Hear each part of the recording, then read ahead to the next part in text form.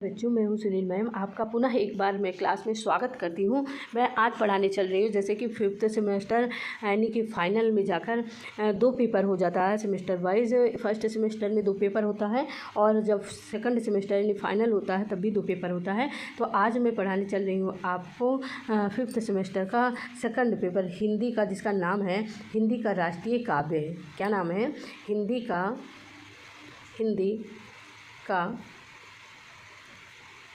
राष्ट्रीय काव्य। हिंदी का राष्ट्रीय काव्य पेपर का नाम क्या है? हिंदी का राष्ट्रीय काव्य सेकंड पेपर है।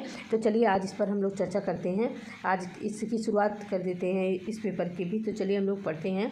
इसमें राष्ट्रीय काव्य लिखे गए हैं हिंदी के, और जो कि बहुत ही मार्मिक है। आइए हम लोग इस पर पढ़ते हुए चर्चा करते हैं। कहाँ ये पृथ्वीराज रासो, ये जो रचना है पृथ्वीराज रासो से लिया गया है। किससे? पृथ्वीराज रासो से। किससे लिया गया है पंक्तियाँ?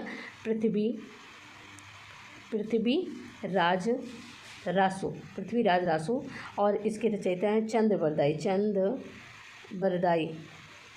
चंदबरदाई इनका नाम है, और इनकी रचना पृथ्वीराज रासो से लिया गया है। तो आइए हम लोग आगे बढ़ते हैं। कहा कि देवगिरि जीते सुभट आयो चामंड राय, जय जय कीरति शकल कही कविजन गाय। मिलत, बड़ा कर लेते हैं थोड़ा सा इसका।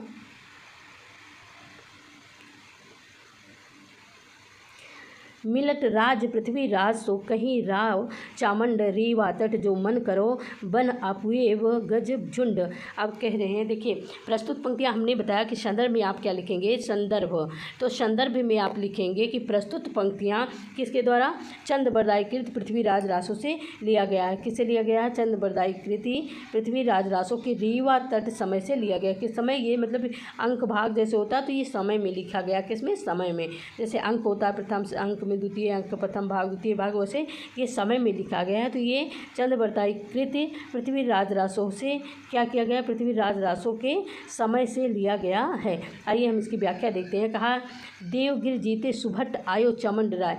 कहा देवगिरि, क्या कहा? देवगिरि, जिसका पुराना नाम क्या है? देवगिरि का नाम है आधुनिक दौलताबाद। इसका आधुनिक नाम है देवगिरि का दौलताबाद।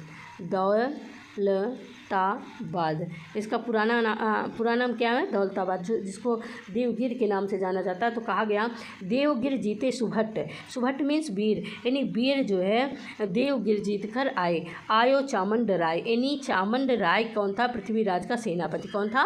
पृथ्वीराज का सेनापति था। पृथ्वीराज का सेनापति कौन था? चामंड राय। तो कहा कि देवगिर जीते सुभट आयो चामंड राय, यानी पृथ्वीराज का सेनापति वीर से, सुभट माने वीर सेनापति चामंड राय देवगिरि यानी पुराना नाम दौलताबाद को जीतकर आ गया। और सभी कविजन ने जय जय कीरति शकल कही कविजन गाय, और सभी कवियों ने पृथ्वीराज की कीरत का गुणगान किया। जय जय कीरति यानी जय जयकार किया उन किसके? पृथ्वीराज के चरित्र का, पृथ्वीराज के गुणों का गान किया। किसने? कविजनों ने। आगे कहा कि मिलत राज पृथ्वीराज सो कही राव चामंड, और मिलते ही पृथ्वीराज से चामंड राय ने पृथ्वीराज के विषय में कहना प्रारंभ किया। मिलत राज पृथ्वीराज सो कही राव चामंड, वीर सेनापति चामंड राय पृथ्वीराज से मिलकर उनसे कहने लगा, रीवा तट जो मन करे। रीवा तट का नाम है नर्मदा नदी को कहते हैं रीवा तट। तो रीवा तट जो मन करो बन अपुए व गज झुंड, यदि आपका रीवा तट में मन करे आने का तो आप चलिए वहाँ, हम आपको बन अपुए में दिखाएंगे। गज झुंड, गज में हाथियों के झुंड को आपको दिखाएंगे यदि आपका मन करे। मतलब चामंड राय एक वीर सेनापति था। वह आज्ञा नहीं दे रहा है बल्कि पृथ्वीराज से आग्रह कर रहा है कि यदि आपकी इच्छा हो हे महाराज तो आप जो है रीवा तट नर्मदा नदी के तट पर आइए, और वहाँ हम आपको क्या दिखाएंगे? अपुए मीन दिखाना, गजराज यानी आपको हाथियों का झुंड दिखाएंगे। आगे चलिए दूसरा देखते हैं हम लोग।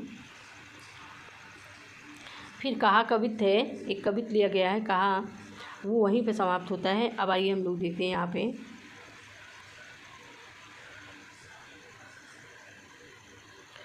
आगे का बिंद ललाट प्रसिद्ध करियो शंकर गजराजम औरापति धरि नाम दियो चढ़न्यो सुर राजम दानव दल ते गंज रंज उमिया और आनंद होय कृपाल हस्तनी संग बगसी रुचि सुंदर औलादी तासुतन आय के रीवा तट बन बिछरिए सामंतनाथ सो मिलत इस दाहि में कथक उचारिए, दाहि में कथक उचारिए। तो कहा, आइए एक एक को समझते हैं। कहा पृथ्वीराज कह रहे हैं, सॉरी चंद्र बरदाई कह रहे हैं अपने शब्दों में, कवि के शब्दों में कह रहे हैं कि बिंद ललाट प्रसेद, बिंद शंकर जी ने अपने ललाट, ललाट मीन्स मस्तक से, प्रसेद मीन्स पसीना, प्रसेद मीन्स क्या हो जाएगा पसीना, पसीना की देखा प्रसेद ललाट प्रसेद बिंद यानी अपने मस्तक के पसीनों की बूंदों से करियो शंकर गजराज, और शंकर जी यहीं पे आ गए ना, शंकर जी ने किया, शंकर करियो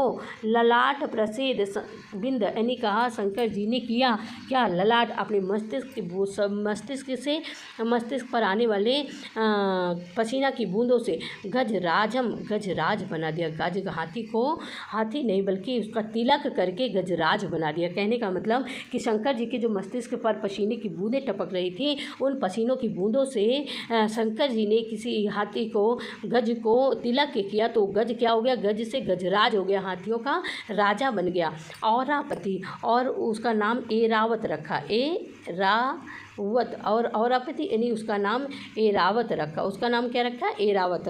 तो औरापति का औरापति धरि नाम, उसका नाम एरावत रखा। और दियो चढ़न्यो सुर, सुर मीन्स देवता, राजम मीन्स राजा, देवताओं के राजा इंद्र को चढ़ने के लिए दिया। दानव दल तहि गंज रंजी उमिया उर आनंद, और दानव वह गजराज, कौन, वही जो शंकर जी ने जिसके मस्तिष्क पर तिलक अपने पसीने की बूंदों से तिलक किया था, वह गज आज गजराज बन गया है। और गजराज बन के क्या कर रहा है कि दानव दल ते गंज रंज उमिया और आनंद, दानव दल यानी दानवों के समूह को क्या कर रहा है, ते ही गंज रंज में आकर, क्रोध में आकर एक एक को रौंद रहा है, यानी उठा उठा के पटक रहा है।